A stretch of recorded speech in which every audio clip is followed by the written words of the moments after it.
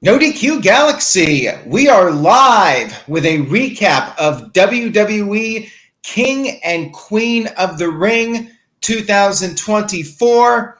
Shout out to everybody watching this, whether it's live or on demand. It's nice to be able to do a recap at 4 p.m. Eastern. I'm digging it. I really enjoy these international shows.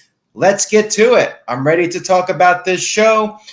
Saudi Arabia, we had 6 matches, including one match that was on the kickoff. Throwaway match. We had Bianca Belair and Jade Cargill versus Candice LeRae and Indy Hartwell for the tag team titles, even though Shayna Baszler and Zoe Stark are apparently the number one contenders. I feel like this match was only added to the card because Bianca and Jade were on the poster for this show. Have to have them in a match, right? It was fine. It was a solid kickoff match. It could have been on an episode of SmackDown. Jade Cargill was showing off her power. Her and Bianca were working well together as a team. But remember, Bianca was selling her knee on SmackDown, and that ultimately cost her the match with Nia Jax, and she was still hurting from that. That gave Candice LeRae the opportunity to take advantage of that. They worked over Bianca for a while. Indy Hartwell was mocking Bianca's entrance taunt. Jade Cargill finally came in with the hot tag, did some moves. She gave Indy a sit-down power bomb, but Candice broke up the pin, and then Bianca Belair tagged back in, went after Candice's knee for payback, and then Bianca and Jade double-teamed Candice. Bianca did this DDT, and then Jade immediately gave her a suplex. It was a DDT and suplex combo. Looked really cool. I liked the finisher. And then Bianca pinned Candice to score the 1-2-3 victory. Good crowd for this match, and the crowd was hot for pretty much this entire show. The Saudi Arabia crowds, I don't think, get enough credit for their energy levels on these shows. I feel like there are some fans that just want to hate on anything Saudi Arabia, but these fans, they definitely brought the energy to this show. Our first main card match was Becky Lynch versus Liv Morgan for the World Championship, the Women's World Championship. Now, here was the giveaway for this match. I had picked Becky to retain, and I did bring up Dominic when we did our predictions video, but I felt like because there was no real angle with Liv and Dominic on TV, that they weren't going to do something on this show. But then guess what? We got an angle. During the kickoff show, Dominic approached Liv Morgan backstage during the kickoff, and he said that he flew all the way to Saudi Arabia to make sure that Liv Morgan does not leave the show with Mommy's title, Rhea Ripley's title. And at this point, I'm like, well, shit. Liv Morgan's winning the title.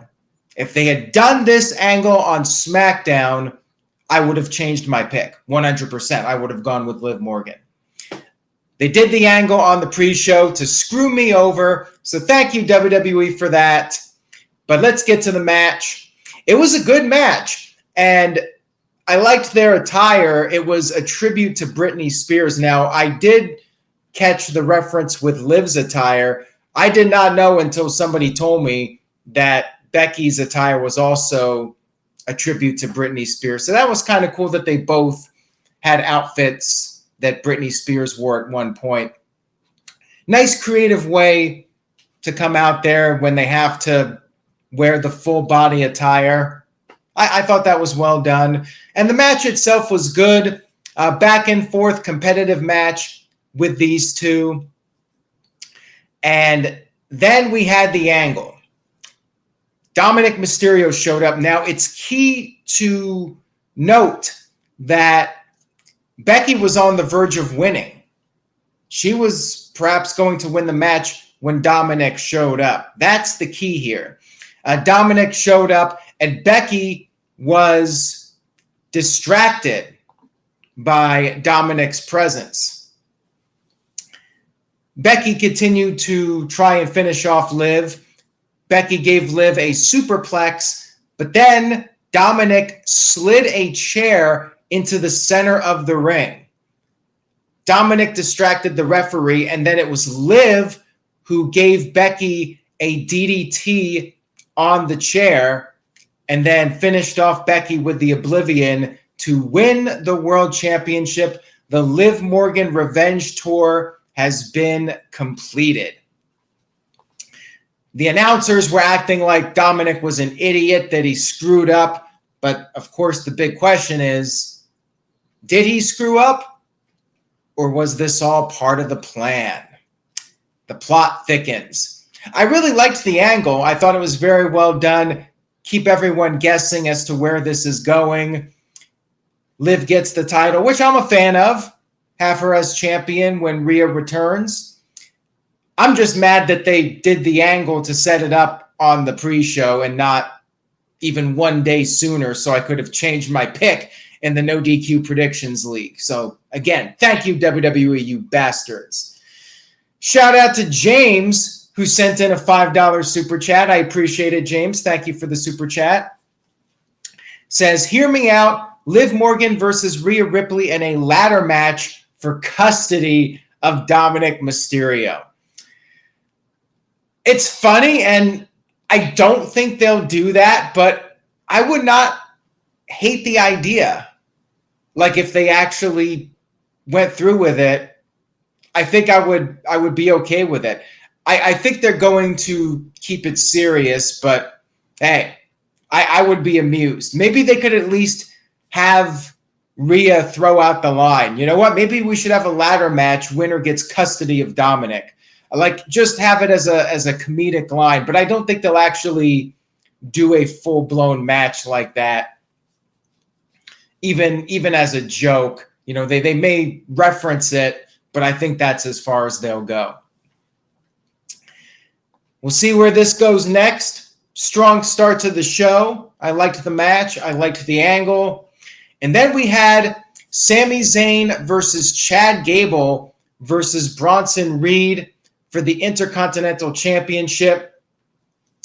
Gable had Maxine Dupree and Otis for his entrance, but he sent Maxine to the back, brought out Otis, and told Otis to stick to the plan when it's time. And the crowd was chanting, "You suck," during Gable's entrance, saying "You suck" to the music. Looks like we have a new chant for Chad Gable. Full-blown Kurt Angle with the "You suck" chants. He has inherited those chants. This was a really good triple threat match. I was very impressed with everyone in this match. They were all interacting together. It wasn't one of those matches where one person's down while the other two are doing spots. Like, it was all three guys in there. And everybody had a chance to shine in this one. Reed was dominant during several points in the match. And Sami Zayn tried to go for a Blue Thunder Bomb. He could not pick up Bronson Reed. And then you had Reed with a dive to the outside onto both guys. Zayn managed to hit Reed with a sunset flip power bomb, but Reed kicked out of it. And then Gable started to build up some momentum, and then there was a point where Gable had an ankle lock on Reed, but then Zayn put an ankle lock on Gable, and then Zayn finally managed to hit a Blue Thunder Bomb on Bronson Reed, maybe the most impressive Blue Thunder Bomb of all time. Reed, though, kicked out because nobody loses to the Blue Thunder Bomb except for that one occasion. Reed then regained the upper hand, and then Zayn and Gable exchanged German suplexes. Reed came over, and then Gable suplexed both guys at the same time. That was great. Then Otis had his cue to take care of business. Otis did what he was supposed to do. He attacked Reed. Gable wanted Otis to attack Zayn as well, but Otis, he hesitated, and then he would not do it. Gable yelled at him. He slapped Otis, and Otis finally went for the shot to Zayn, but Zayn moved out of the way. Gable got hit, and then Zayn went back into the ring, and he finished off Bronson Reed with the haluva kick. No surprise here that Zayn picked up the win. I mean, it was in Saudi Arabia, and they even did a video package for Zayn before the match even started, and he got a massive reaction. I was wrong about who took the fall. It was Reed that was pinned. I mean, they're really protecting Gable, and now it's just a matter of time before we see Gable and Otis break up, and then we're probably going to have the Creed brothers join up with Chad Gable and form a new and improved Alpha Academy. Very good triple threat match here. Next up, we had Lyra Valkyria going up against Nia Jax in the Queen of the Ring final. Lyra had a pretty badass entrance. She was wearing these raven wings. She looked like a superstar. She put in a good effort against Nia Jax, but Nia's power was a lot to deal with. Nia kept overpowering Lyra. Nia dominated for a while, went for an annihilator, but Lyra rolled over to the apron. Nia decided to go for the move anyways, but she missed. She hit the apron. Her hole was hurting. Unfortunately, we didn't get her screaming, "My hole!" You know, I guess they want to have Nia be taken more seriously now. So no reference to her hole being hurt. But yeah, that gave Lyra a chance to build up some momentum. She came off the top with a leg drop. Nia kicked out of that. And Lyra tried to lift Nia, could not do it. And then Nia took Lyra up to the second rope, was going for an avalanche Samoa drop. Lyra slipped out of it and was going to try to powerbomb Nia out of the corner. She could not get the strength to do it. And then Nia turned it into I can't even say it, an annihilator. There you go. The annihilator, and she squashed Lyra with this. I mean, this was a brutal looking, great finish. I mean, it was maybe the best looking annihilator yet. And Nia Jax is your 2024 Queen of the Ring winner. You're right, Matthew. I should just say the bonsai drop so I don't have to stutter trying to pronounce the annihilator. It's an annihilator. It's just hard to say fast. So in the future, I may just go back to the bonsai drop. Nia Jax is your Queen of the Ring, and Triple H came in, congratulated her. They hugged. Triple H put the crown on her. Nia was getting emotional. Not sure if this is breaking character or not, or maybe Nia just wants layers to her character, but she was crying even though she's this vicious heel. And then Nia cut a post-match promo, vowed to become the WWE Women's Champion at SummerSlam. I think it worked here. Nia Jax, since coming back, she's been taken more seriously, and she got that win over Bianca, and at that point, you might as well just go all the way with her. I would have been fine with Lyra winning too, but now Bayley has a strong opponent for SummerSlam. I expect Bayley to be champion through SummerSlam at least. Now Bayley has a strong challenger at that event. Enjoyable Queen of the Ring. I liked it. And I'm happy for Nia because she was fired and a lot of people were negative towards her, saying she was hurting people. She's come back. She's had a really good run. Props to her. Congratulations to Nia Jax for winning the Queen of the Ring. She got fired, and now she's back, and she's being pushed at a top level. There you go. It just goes to show. You get cut, there's always a chance of coming back and getting that big push. Next up, we had the other tournament final, the King of the Ring final, Gunther versus Randy Orton. I think Corey Graves screwed up and said these two women on commentary at one point. This was a long match. They had the feeling out process, so you know it's going long. Randy Orton also had a very long entrance for this. The crowd was really into it. They were chanting RKO. They were singing Randy Orton's theme song. And Orton went for an RKO pretty early on. The crowd popped. I mean, they all were standing up for it. I mean, that's how over the RKO is. Gunther, though, was able to avoid it. He targeted the back of Randy Orton. We all know Orton's back history. He was stomping at the back, and then Gunther started busting out the chops. Orton managed to stay in the fight. He suplexed Gunther, and then Orton started selling his knee, which was hurt on SmackDown. Gunther capitalized on that, and then they fought on the outside. Orton was slamming Gunther on the announce table repeatedly. They were back in the ring. Orton hit an RKO, but could not make the cover immediately. And then later on in the match, Gunther went after the knee again. He put on a half crab submission. Orton was able to escape it. Orton hit another RKO, went for the cover right away this time, but Gunther kicked out. And in the process, Gunther hit Orton's knee while kicking out. Orton was selling. He was reacting to it. And in that moment, Gunther rolled up Orton, got the 1-2-3 victory. Now, the big issue here was that one of Orton's shoulders was up. And the announcers even had to acknowledge it on commentary.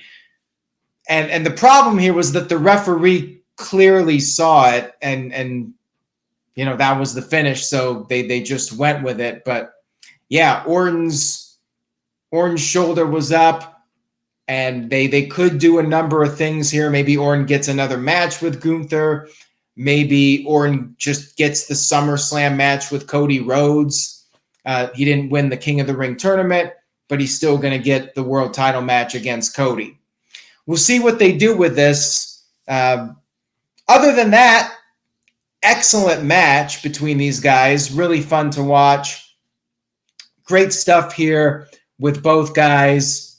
But as they say, referee's decision is final. Sometimes the referee makes a bad call, and you know, they can use this to give Orton the world title match at SummerSlam. Gunther cut his post-match promo, vowed to win the title at SummerSlam. And we also had Triple H there. He gave Gunther the crown. Pyro went off. Now, Triple H backstage confirmed at Clash at the Castle, it will in fact be Drew McIntyre versus Damian Priest. I'm expecting Drew to win. People are saying, well, CM Punk's going to interfere, but I really don't think they're doing Damian Priest versus Gunther at SummerSlam. I think it's going to be Drew McIntyre versus Gunther, and I think Gunther's going to win the world title. Maybe they'll do Gunther versus Dragunov for the title at Bash in Berlin, which is after SummerSlam, and that'll be Gunther's first title defense. People have been wanting that match on the main roster.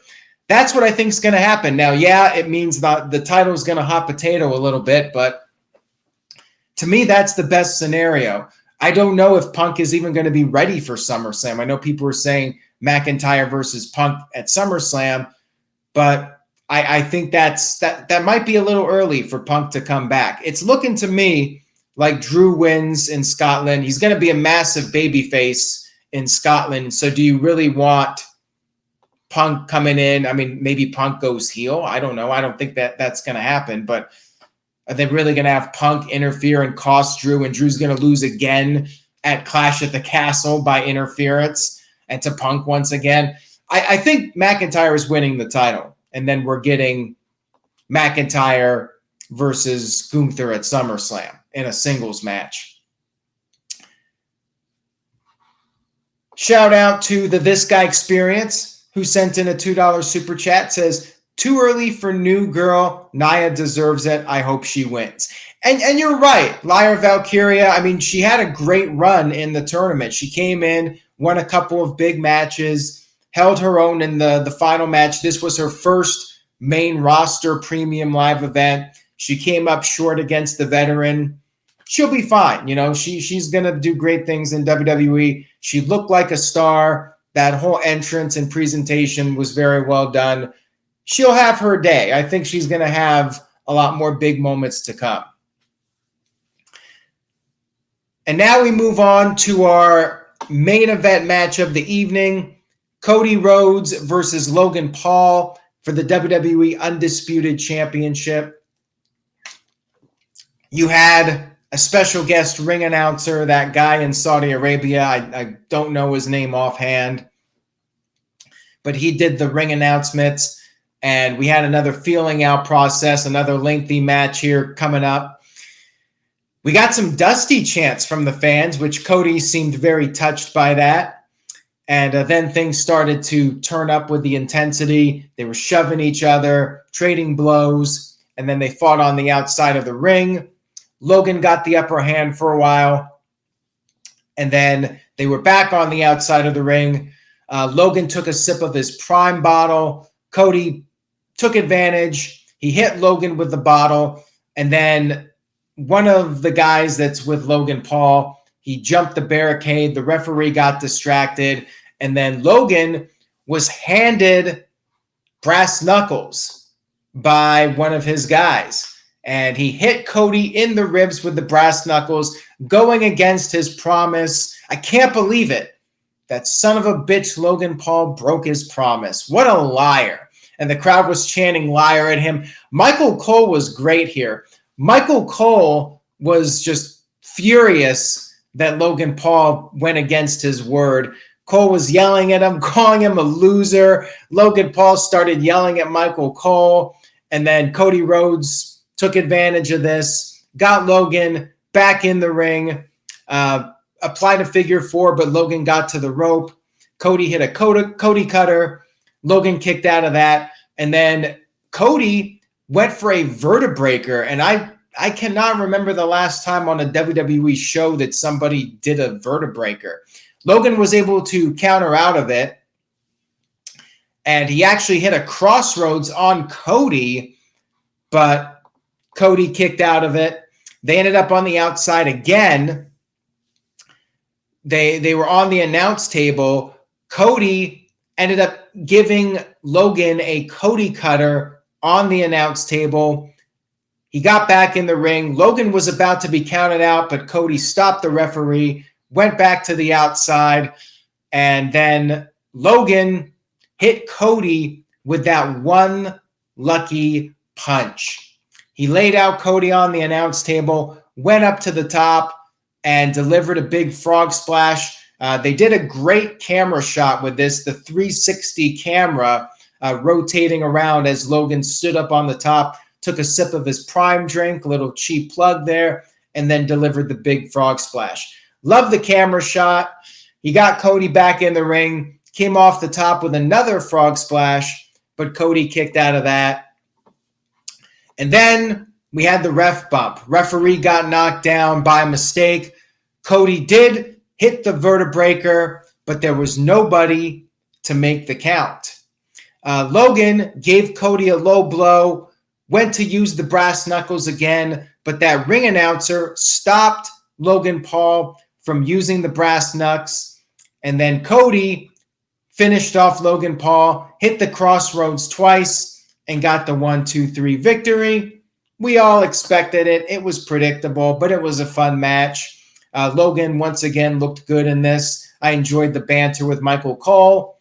And, you know, it was a fun moment for the Saudi Arabia fans with the ring announcer. It was a good main event.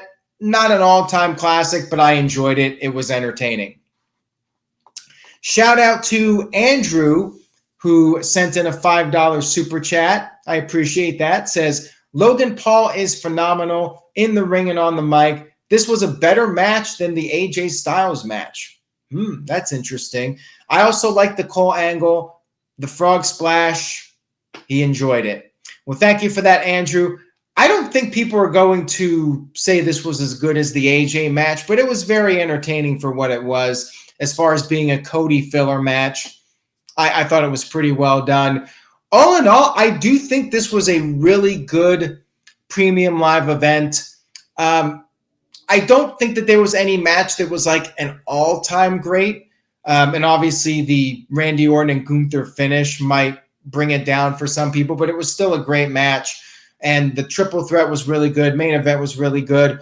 And, you know, it was fairly short. Roughly 3 hours. I like it. 6 matches if you include the kickoff. Like, that hits the sweet spot for me. I'm going with an A- for the show. I love the international shows. It's not an A or an A+ because I don't think there was like any all-time classic match, and it was predictable in some spots, but we did get a title change on the show. A-. Really strong pay-per-view.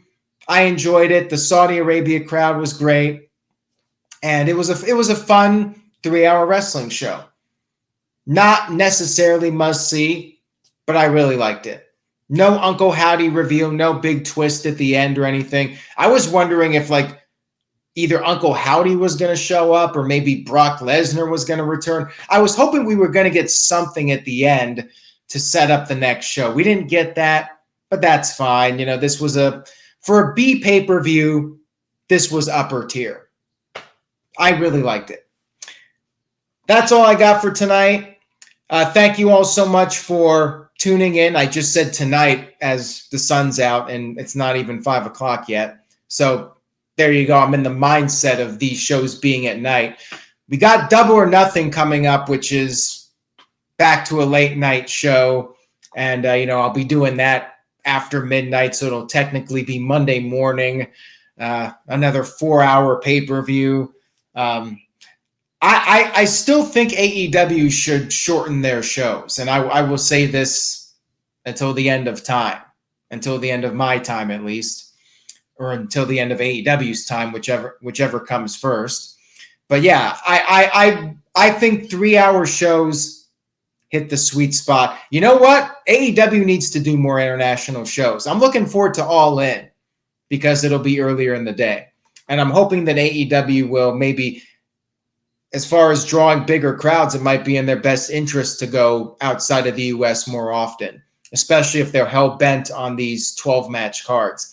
Anyways, guys, I'll see you all for the AEW Double or Nothing recap. And, of course, if you're following coverage on NoDQ.com, I appreciate it. I do the live results, so if you're not ordering the pay-per-view, you can follow along on NoDQ.com.